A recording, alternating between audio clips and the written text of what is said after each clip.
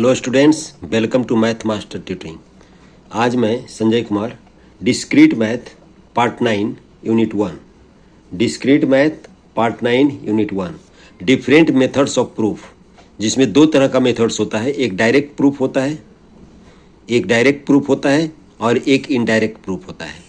तो direct proof में हम लोग क्या करते हैं? Direct proof is based on entirely the modus ponens पर डायरेक्ट, यानी लॉ ऑफ डिटैचमेंट पर बेस्ड होता है। यानी डायरेक्ट प्रूफ जो होता है, लॉ ऑफ डिटैचमेंट, जो पिछले क्लास में मैंने बताया था कि लॉ ऑफ डिटैचमेंट क्या है, इस पर बेस्ड होता है। ये डायरेक्ट प्रूफ एज्यूम्स, इसमें एज्यूम किया जाता है P इज ट्रू, इसमें एज्यूम किया जाता है P यानी x1 x2 xn is true, then using P as well as other axioms Q is true. यानी हम लोगों को इसमें वेरीफाई क्या करना है, एज्यूम क्या करना है? अगर P ट्रू होगा तो Q भी ट्रू होगा। ये डायरेक्ट प्रूफ ऑफ P, ये आप इस तरीके से भी लिख सकते हैं और इस तरीके से भी लिख सकते हैं। इस तरीके से लिख देते हैं क्योंकि यही यूज हम लोग करते आए हैं। P Q मैंने P implies Q, P true है, if P is true then Q is also true, is a logical valid argument. यानी इसमें क्या करता है डायरेक्ट प्रूफ में, if P is true then Q is true, ये logical valid argument है। मैंने hypothesis is true that is P is true, hypothesis true है, इसका मतलब P इज ट्रू होगा। इसका एक एग्जांपल लेते हैं तो समझ में आ जाएगा। Direct proof of statement the product of two integers is odd, the product of two integers is odd, इसको वेरीफाई करना है। तो देखिए एक एग्जांपल लेते हैं इसका, 3 multiplied by 5 equal to 15। Okay students, ये ऑड है। यहाँ पर 5 मल्टीप्लाइड बाय 7, ये भी ऑड है, ये भी क्या है आपका? ऑड है। The product of two odd integers, okay students, the product of two odd integers is odd. तो यहां पर 3 भी ऑड है, 5 भी ऑड है, तो उसका प्रोडक्ट 15 भी ऑड होगा। 5 है ऑड है और 7 भी ऑड है, उसका प्रोडक्ट 35 भी ऑड होगा। ओके स्टूडेंट्स, इसका मतलब हम लोग सपोज कर लेते हैं, let x is equal to 2n plus 1, क्योंकि जब ऑड नंबर लेना रहता है हम लोग का तो 2n प्लस 1 लेते हैं। And y is equal to suppose कर लेते हैं, y इक्वल टू सपोज कर लेते हैं 2m plus 1। Therefore x y ये जो प्रोडक्ट होगा तो क्या लिखेंगे? 2n plus 1 into 2m plus 1। Okay students, जब इसको मल्टीप्लाई करेंगे तो 4mn plus 2n plus 2m plus 1 होगा। इसको हम लोग क्या लिख सकते हैं? इस तरीके से 2, इसको लिख सकते हैं 2 2 जा तो 4 हो गया, 2 लिख सकते हैं इसको। यहां पर देखिए क्या लिख सकते हैं, 2mn कॉमन ले रहे हैं 2 plus n plus m plus 1, ऐसे लिख सकते हैं। यहां पर अगर इसको हम लोग P लेते हैं, इसको हम लोग सपोज कर लेते हैं P, यानी P इक्वल टू सपोज कर लेते हैं 2mn plus n plus m। Therefore इसको क्या लिख सकते हैं?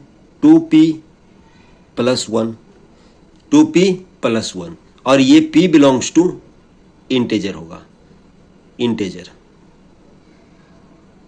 ओके स्टूडेंट्स, और एक्स वाई इजकल टू क्या हो गया? X y equal to 2p plus 1, और 2p प्लस 1 क्या है हम लोगों का? ऑड है, विच इज देयरफॉर लिख सकते हैं which is odd, which is odd. तो हम लोग कह सकते हैं the product of two odd integers is odd, hence the product of two odd integers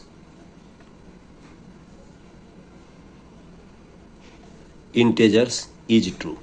is odd, दो प्रोडक्ट दो ऑड इंटीजर्स ऑड ही होगा, हम लोग कह सकते हैं। ये आपका डायरेक्ट प्रूफ है। ओके स्टूडेंट्स, एक दूसरा क्वेश्चन लेते हैं नेक्स्ट पेज में। यहाँ पर क्या क्वेश्चन ले रहे हैं, so that a square of an even integers, a square of an even integer is an even integer. A square of even integer हमेशा स्क्वायर हमेशा इवन इंटीजर्स होगा, यही वेरीफाई करना है। तो हम लोग लेते हैं इवन नंबर, यानी 2 को इवन लिए तो 2 स्क्वायर इक्वल टू क्या हो जाएगा 4, विच इज इवन होगा, ये इवन होगा। और अगर हम लोग लेते हैं 4 का स्क्वायर तो ये 16 होगा, ये भी इवन होगा। तब हम लोग अब सपोज कर देते हैं let x be an even integer, even integer suppose कर लेते हैं, इवन इंटीजर्स या इवन नंबर हम लोग सपोज कर लेते हैं। Now x is equal to क्या हो जाएगा 2n, यानी कोई भी नंबर को अगर कोई भी नंबर को 2 से मल्टीप्लाई कर देंगे तो ये इवन होगा। देयरफॉर x स्क्वायर, इसका स्क्वायर कितना हो जाएगा 4n स्क्वायर।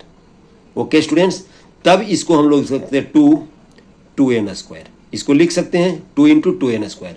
और 2n स्क्वायर को हम लोग p सपोज कर लेते हैं।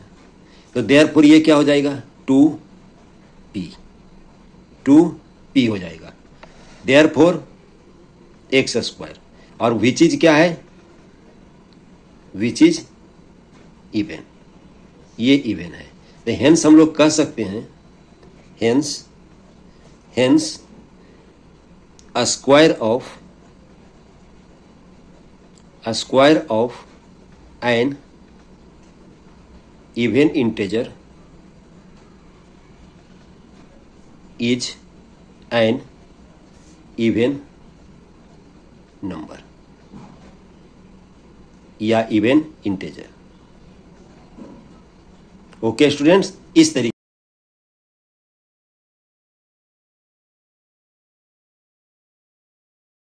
एक दूसरा क्वेश्चन लेते हैं, so that sum of 2 odd numbers is even, sum of 2 odd number is even.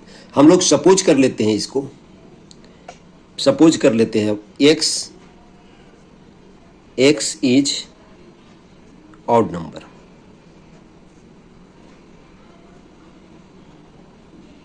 And y is also odd number.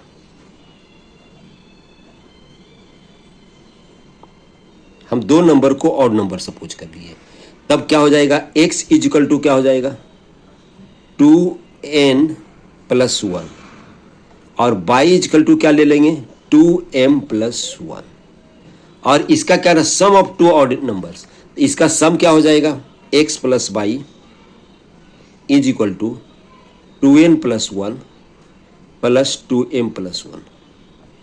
Okay students, तब अब हो जाएगा 2m प्लस n प्लस 1, इसको सिंप्लीफाई करेंगे तो ये होगा। तो ये क्या होगा m प्लस n प्लस 1 को हम लोग p सपोज कर लेते हैं। तो देयरफॉर क्या हो जाएगा आपका x plus y is equal to 2p, which is क्या है विच is even.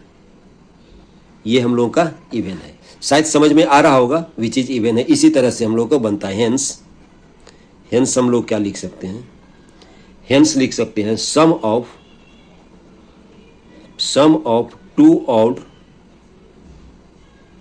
2 odd number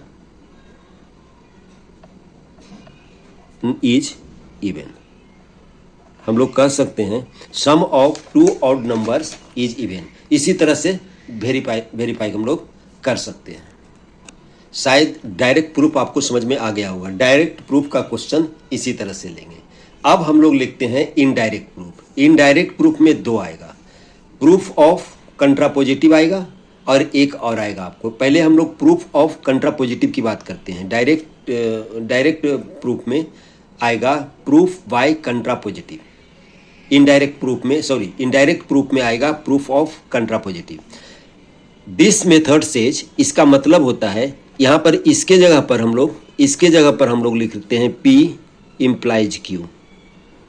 This method says P implies Q is logically equivalent to its contrapositive. Negation of Q implies negation of P. ये double arrow भी हम लोग दे सकते थे, लेकिन हम चूंकि पिछला जितने भी क्वेश्चन है सभी में सिंगल एरो दिए हैं, इसीलिए हम लोग सिंगल एरो लिए। कहता है इस मेथड में कि P implies Q is logically equivalent to its contrapositive. negation of Q implies negation of P. इसका मतलब ये, अगर P implies Q होगा तो O इक्विवेलेंट होगा negation of Q and negation implies negation of P, इसके इक्वल होगा। यही ध्यान रखना है आपका। ओके स्टूडेंट्स, इसका हम एक ट्रूथ टेबल बनाते हैं। तो कैसे बनेगा ये आपका, यहाँ पर ये ट्रू फॉल्स लिए, Q का लेंगे हम लोग, ट्रू लेंगे, फॉल्स लेंगे, ट्रू लेंगे, फॉल्स लेंगे। P इम्प्लाइज Q कैसे होता है, P में हम लोग देखते हैं ट्रू और Q में देखते हैं हम लोग फॉल्स, तो क्या हो जाता है ये फॉल्स। यहां से स्टार्ट करते हैं हम लोग, बाकी क्या हो जाएगा, ट्रू हो जाएगा। हम बहुत सारे क्वेश्चन पीछे भी बना चुके हैं इसी तरह से। अब निगेशन ऑफ P क्या होगा, यहां पर ट्रू है तो यहां पर फॉल्स हो जाएगा, यहाँ पर ट्रू है तो यहाँ पर फॉल्स हो जाएगा, यहाँ पर ट्रू है तो यहाँ पर फॉल्स हो जाएगा, यहाँ पर फॉल्स है यहाँ पर ट्रू हो जाएगा, यहाँ पर फॉल्स है तो यहाँ पर ट्रू हो जाएगा। निगेशन ऑफ Q की जब बात करेंगे तो ये ट्रू है तो फॉल्स हो जाएगा, फिर ये फॉल्स है तो ट्रू हो जाएगा, ट्रू है तो फॉल्स हो जाएगा, फॉल्स है तो ट्रू हो जाएगा। अब negation of Q and negation of P, इसमें देखेंगे ट्रू और फॉल्स देखेंगे। Q में हम लोग ट्रू, निगेशन ऑफ Q में हम लोग ट्रू देखेंगे और निगेशन ऑफ P में हम लोग फॉल्स देखें। देखो ये पेयर बन रहा है, तो इसका मतलब ये फॉल्स होगा। यहाँ पर बाकी अगर वैसा कंडीशंस नहीं है तो बाकी में हो जाएगा आपका ट्रू हो जाएगा। ओके स्टूडेंट्स, शायद समझ में इसका ट्रूथ टेबल आया होगा। अब क्या देख रहे हैं हम लोग, P इम्प्लाइज Q, यहाँ पर देखिए P इम्प्लाइज Q और ये दोनों का ट्रूथ टेबल एक है। यहाँ पर T, यहाँ पर भी T है, यहाँ पर F, यहाँ पर F है, यहाँ पर T, यहाँ पर T, यहाँ पर T, यहाँ पर T। इसका मतलब ट्रूथ टेबल इज, जो ट्रूथ टेबल होगा इसका इक्वल होगा।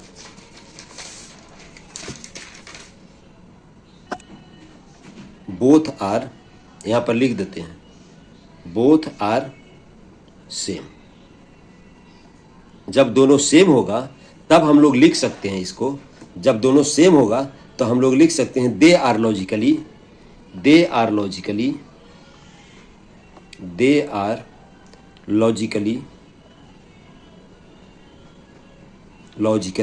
इक्विवेलेंट। देयरफॉर हम लोग ऐसे लिख सकते हैं P implies Q is equivalent to negation of Q implies negation of P। Okay students, ये हम लोग वेरीफाई कर सकते हैं। ये किससे हुआ आपका, इसी को हम लोग कहते हैं कंट्रापोजिटिव।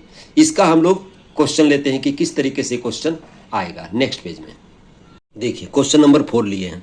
Prove that if x y belongs to z, यानी z यहाँ पर सेट ऑफ इंटेजर्स है, if x y belongs to z, set of integers है z आपका, such that x y is odd, then both x and y are odd.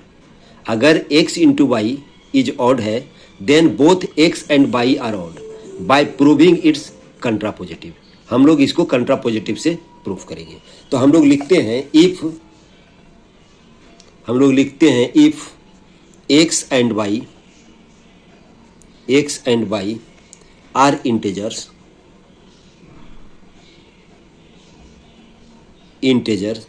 then x by is also an integer। ये क्या होगा, closure property से। हम लोग एक closure property होता है उससे हम लोग कह सकते हैं कि x by also an integer। अब हम लोग p को सपोज कर लेते हैं x by is odd, इसको हम लोग सपोज कर लेते हैं ऑड है, और q को सपोज कर लेते हैं x and y are odd. Suppose कर लिए we have to prove that, we have to prove that, हम लोगों को क्या प्रूव करना है? Negation of q implies negation of p, यही हम लोगों को प्रूव करना है। इसका मतलब क्या, हम लोग इसको कंट्रापोजिटिव से प्रूव करेंगे। तो यहां पर कंसीडर करते हैं, consider negation of q that is both, q के बारे में क्या दिया है? एक्स एंड वाई आर और both x and y are not odd. यहां पर हम लोग लिखे हुए हैं क्यू के बारे में x and y are odd, लेकिन चूंकि निगेशन ऑफ क्यू लिए है that is both x and y are not odd. अब हम लोग केस वन लेते हैं, केस वन लेते हैं। केस वन में हम लोग क्या लिखेंगे? देखिए केस वन में हम लोग both x and y are even, both x and y are even, that implies x is equal to 2n and y is equal to b, हम लोग लेते हैं 2m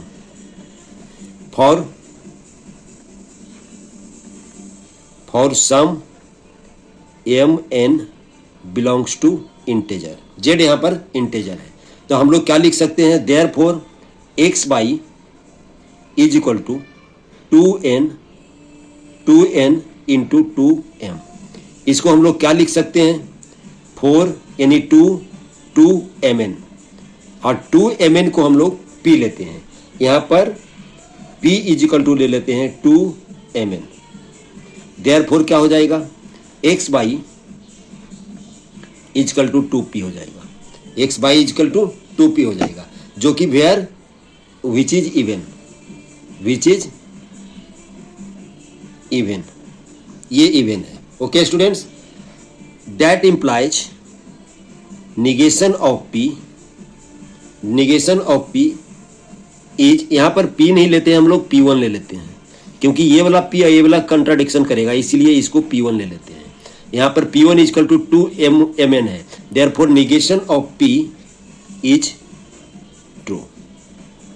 negation of P is, negation of P क्या हो गया? True हो गया। That implies negation of Q implies negation of P, ये दोनों आपका equivalent, negation of Q implies negation of P होगा। ओके स्टूडेंट्स, अब हम लोग केस 2 की बात करते हैं। इसमें यहां पर केस 2 की बात करते हैं तो देखिए क्या होगा। केस 2, केस 2 में हम लोग एक को इवन ले लेंगे और एक को ऑड ले लेंगे। तो x इजिकल टू सपोज कर लिए हम लोग even and y is equal to suppose कर लिए odd. Therefore x is equal to 2n and y is equal to 2m plus 1। Okay students, अब लिखेंगे therefore x y is equal to 2n into 2m plus 1। इसको हम लोग ऐसे भी लिख सकते हैं 2m प्लस 1, और इसको हम लोग फिर P1 मान लेते हैं। इसको हम लोग P1 या Q मान, जो भी हम लोग सपोज करना चाहिए हम लोग मान सकते हैं। तो इसको हम लोग क्या लिखते हैं 2P1। यहाँ पर P1 क्या हो गया? n into 2m plus 1। यहाँ पर P1 के जगह पर आप P2 भी ले सकते हैं, क्योंकि P1 हम लोग ले चुके हैं। ओके स्टूडेंट्स, तो क्या हो गया? विच is even, which is even. तो हम लोग क्या लिख सकते हैं यहाँ पर? That implies negation of P is true, negation of P is true. That implies negation of Q implies negation of P.